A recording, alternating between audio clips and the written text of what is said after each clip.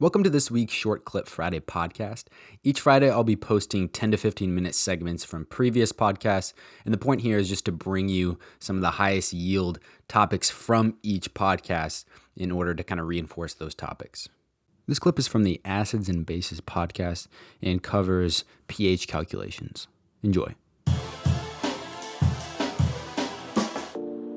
Let's get into calculations involving acids and bases.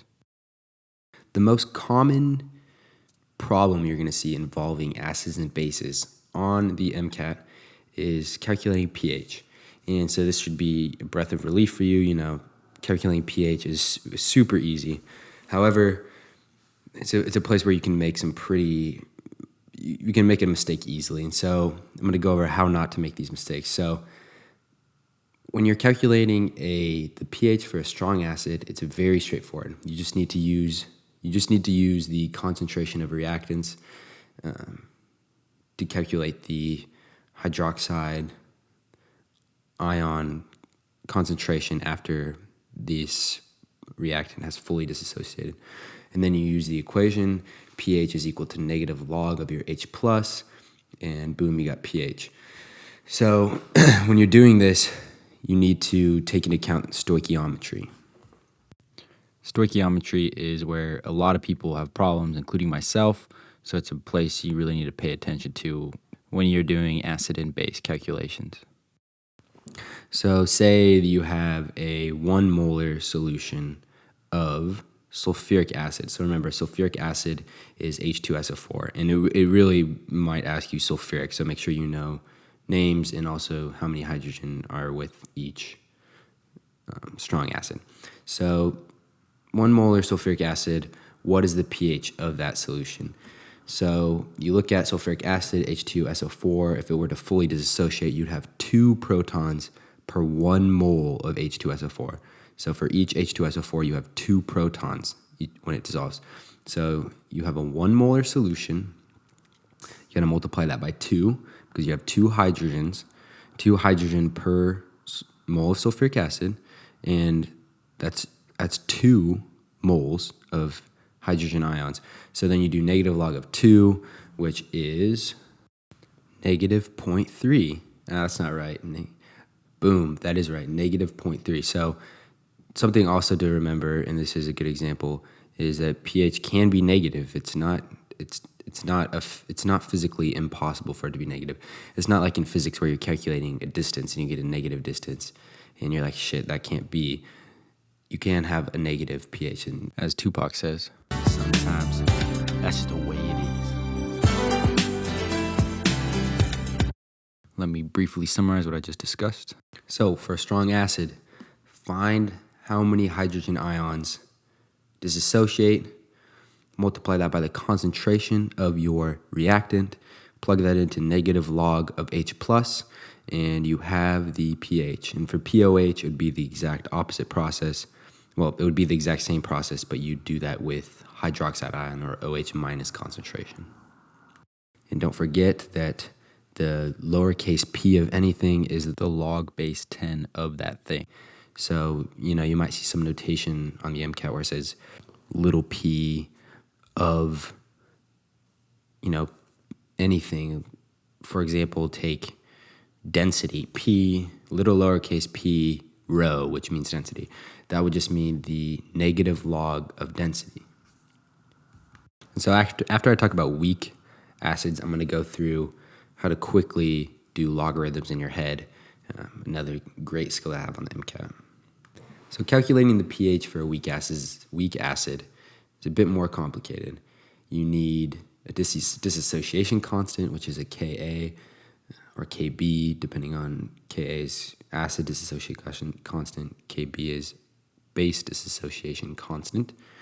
And you're definitely less likely to see this on the MCAT, but I would still know it. And so if you think back to freshman chemistry or, even AP chemistry in high school, think back to ICE table. And these are a quick way, you just draw it up on your little board you have for the MCAT when you're taking it. Drop a little ICE table and solve it. And so, again, the I stands for initial, the C stands for change, and the E stands for equilibrium.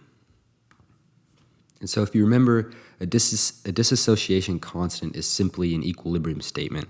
So it's just the concentration of the products over the concentration of the reactants.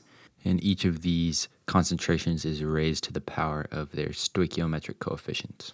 And it just simply says, if you were to leave this reaction sitting here for all of time at this infinite time point, the concentrations would be boom.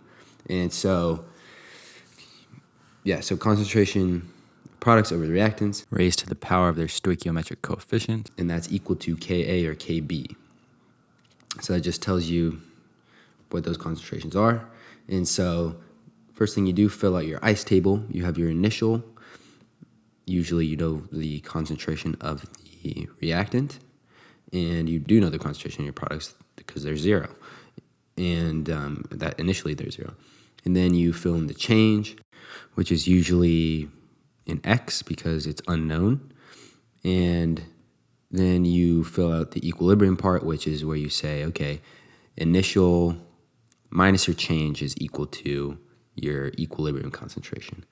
And then you take these equilibrium concentrations and you plug it in to your dissociation constant you plug it into your equilibrium expression, which is concentration of products over concentration of reactants. And then you go ahead, you solve for X, and then that's your change. You plug it back in and you find your end concentrations. Pretty easy, kind of.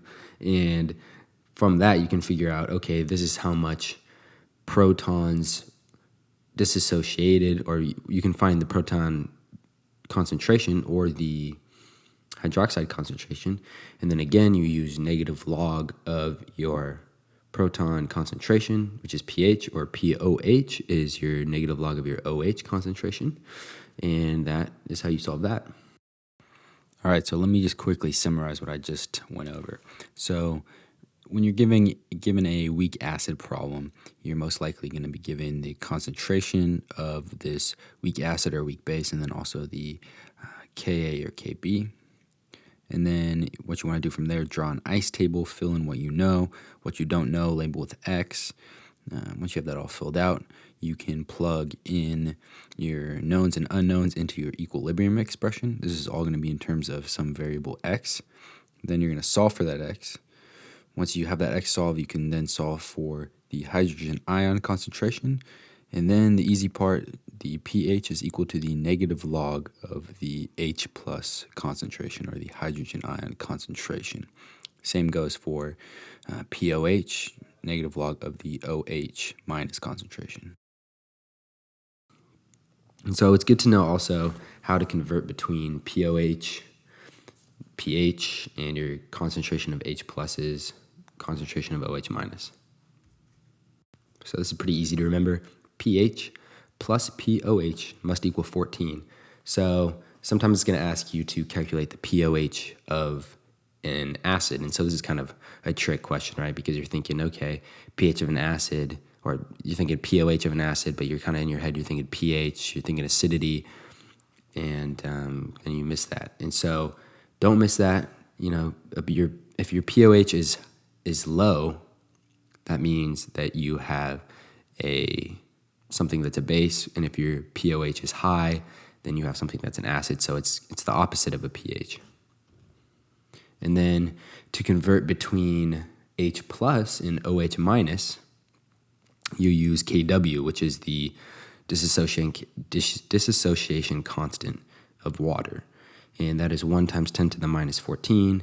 And so you have that your Kw is equal to your hydrogen ion concentration times your OH minus concentration. So keep in mind that this always holds. Your hydrogen ion concentration times your hydroxide ion concentration is always equal to 1 times 10 to the minus 14th. So you can convert between those as you wish. So I'm going to briefly touch on the quick and dirty logarithm calculation method that I used on the test, just, save time. So first, what is a logarithm? So a logarithm is the inverse function to an exponential. Basically, this means that the logarithm of some given number is the exponent to which another number, say 10 in this case, must be raised to produce that number. In other words, let's say you have log base 10 of, in parentheses, 5 is equal to x. What that's really saying is 10 to the x is equal to 5. What number is x in order that 10 raised to that power is 5? So essentially, what you can do is when you have a hydrogen ion concentration, put it in scientific notation right away, always. And once you have it in scientific notation, you're going to have, negative log to the 1 times 10 to the minus 4, for example. All you do is you take that exponent, multiply it by a negative 1. So log base 10 of 1 times 10 to the minus 4 is equal to 4. So if your hydrogen ion concentration is 1 times 10 to the minus 4, then your pH is 4.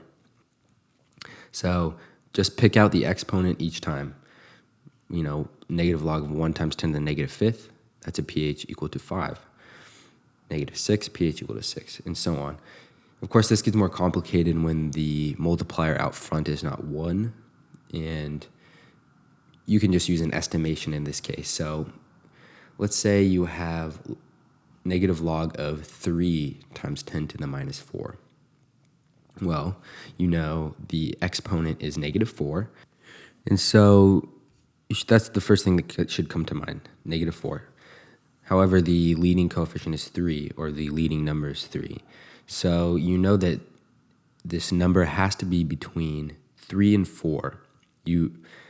Because this is a negative log, you have to go down. So I think the tendency here is to say, okay, 3 times 10 to the negative 4 is a bigger number than 1 times 10 to the negative 4.